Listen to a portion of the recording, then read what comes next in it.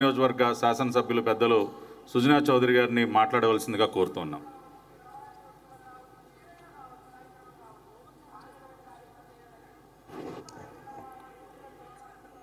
ముఖ్యంగా ఈరోజు వేదికని అలంకరించిన హిజ్ ఎక్సలెన్సీ ఇంద్రసేన్ రెడ్డి గారు, త్రిపుర గవర్నర్ గారు, మన ఆంధ్ర రాష్ట్రానికి సుపరిచితులైవారు.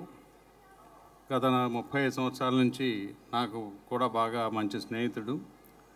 అది కాక వేదిక మీద ఉన్న ప్రతి ఒక్కరికి, ప్రముఖులకి, ఎంపీ గారికి, ఎమ్మెల్యే గారికి, అందరికీ, మరియు ఈరోజు సాయంకాలం వేళ ఇంత చక్కటి కార్యక్రమానికి వచ్చిన ప్రతి ఒక్కరికి కూడా, విజయవాడ ప్రజలందరికీ కూడా నా హృదయపూర్వక నమస్కారాలు. దాంతోపాటు ముఖ్యంగా అమ్మవారి చలవతో విజయదశమి ఎంతో అంగరంగ వైభవంతో జరుపుకుంటూ ఉన్నాం. దాంతోపాటు ఈ vibrant Vijayawada, society of vibrant Vijayawada అని ఆలోచన రావటం, విజయవాడలోని ఉన్న ప్రముఖులు మరియు ఎంపీ గారు ప్రోద్బలంతో ఈ కార్యక్రమం మొట్టమొదటిసారిగా మొదలు పెట్టడం జరిగింది. అయితే విజయవాడ గత 100 సంవత్సరాల నుంచి కూడా చూస్తే స్వతంత్రం కోసం పోరాడిన యోధులు ఎంతోమంది ఉన్నారు. రాజకీయ రాజధానిగా విజయవాడ చాలా ప్రఖ్యాతి చెంది ఉండింది ఇంతకుముందు.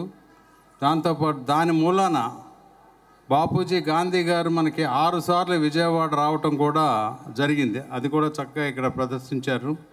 దాంతోపాటు ఇంకా ఎంతోమంది ప్రముఖులు ఇక్కడికి రావటం, విజయవాడ ప్రత్యేకత అనేక విధాలుగా ఉంది.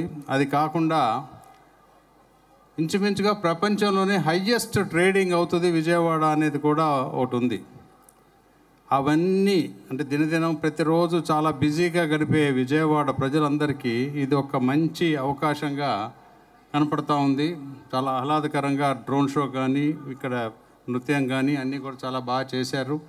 డెఫినెట్గా ఎవ్రీ ఇయర్ ఈ విజయవాడ పశ్చిమ నియోజకవర్గం శాసనసభ్యుడిగా నేను గర్విస్తున్నాను వీటన్నిటికీ కూడా ఇంత బాగా చేసినందుకు. ఆర్గనైజర్స్ ప్రతి ఒక్కరికి కూడా పేరు పేరున నా హృదయపూర్వక అభినందనలు చెబుతూ, ఈరోజు సమయభావంతో ఉన్నాం కాబట్టి అందరికీ మరొక్కసారి విజయదశమి శుభాకాంక్షలు చెప్తూ సెలవు తీసుకుంటున్నాను. ధన్యవాదాలు సార్.